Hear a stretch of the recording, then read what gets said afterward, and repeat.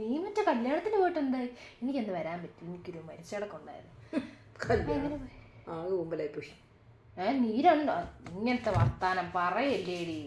2 ദിവസം മുമ്പ് വയറൊക്കെ ഇളക്കിയിട്ട് പോയതല്ലേ വേഷ തിന്നാൻ വേണ്ടിട്ട്. കൊറേ തിന്നിട്ട് ഈ വർത്താനം പറയല്ലേ. ഇത് കൂട്ടി ചീറ്റിപ്പോയ ഒറ്റ പ്രാവശ്യമുള്ളൂ, ഈ പ്രാവശ്യം മാത്രമേ എൻ്റെ അടി. അത് ഒന്നൊന്നര കഥയാണ്.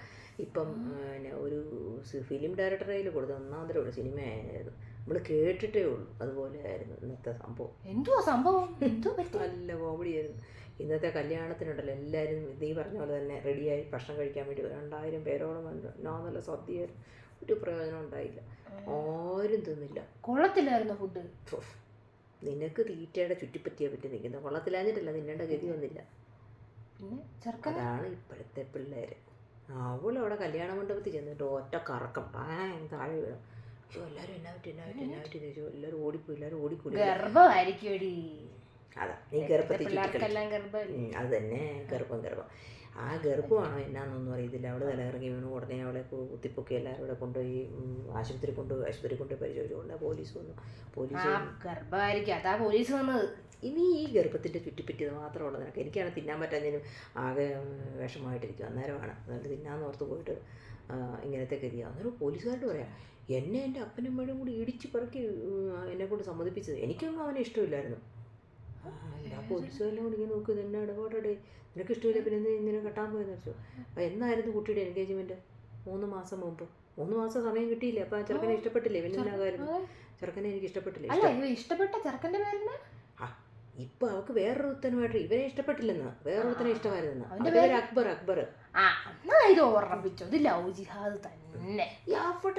ഒരു മുസ്ലിം ചെറുക്കന്മാരുടെ പേര് കണ്ട ഉടനെ അങ്ങോട്ട് കയറ്റിക്കോ. അത് ലവ് ജിഹാദാണ്. എന്നാ ജിഹാദിൽ വാട്ടെ. എന്നിട്ട് അവനെ മതിയെന്ന് പറയും പോലീസുകാർ പറയും, ആ പ്രായപൂർത്തിയായ ചെറുക്കനും പെണ്ണുവാണെങ്കിൽ അവർക്ക് കെട്ടാം. അവർക്കങ്ങനെ പറയാവേ, അവരുടെ വീട്ടിലല്ലല്ലോ ഇങ്ങനത്തെ സംഭവം നടന്നത്. എന്നാൽ ഇവൾക്ക് വേറൊരുത്തിന് നല്ല ഒന്നാ. പാവപ്പെട്ട വീട്ടിലെ പെണ്ണായതുകൊണ്ട് ആണെങ്കിലും ഒരു ചെറുക്കൻ വന്ന് നല്ലൊരു ചെറുക്കനാണ് വന്നത്. അവനാണെങ്കിൽ സർക്കാർ ജോലിക്കാരൻ.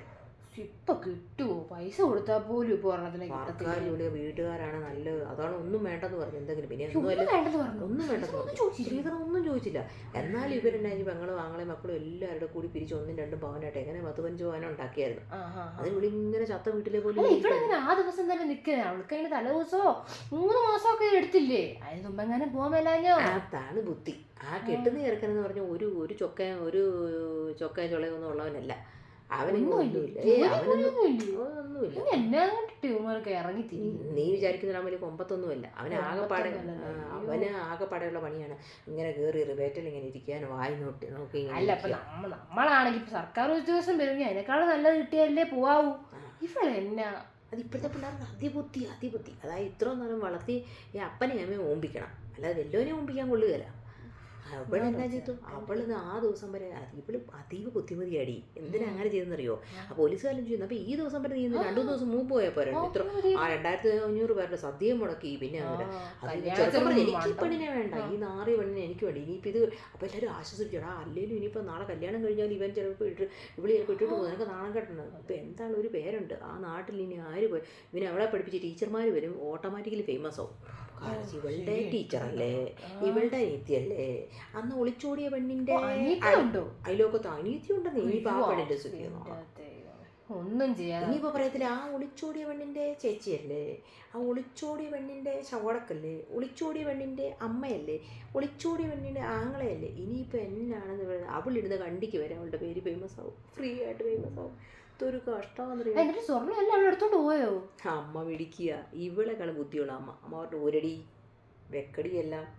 അങ്ങനെ അവളെ ആ പെറുത്ത് സൂട്ടിൽ എല്ലാവരുടെ അഴിമിച്ച് വിട്ടു. അന്നേരത്തേന് അവൻ വന്നു, പിന്നെ അക്ബർ വന്നു, അവൻ്റെ കൂട്ടുകാരെല്ലാം കൂടെ വന്ന് ടാറ്റാ ബൈ എന്ന് പറഞ്ഞുകൊണ്ട് പോയി. അപ്പനും അമ്മയ്ക്കും ബോധമൊന്നും ഇല്ലാതെ ഇങ്ങനെ കിടക്കുവാന്ന് ഇങ്ങനെ ഇരിക്കുന്നു ഇപ്പോഴത്തെ പിള്ളേരെ.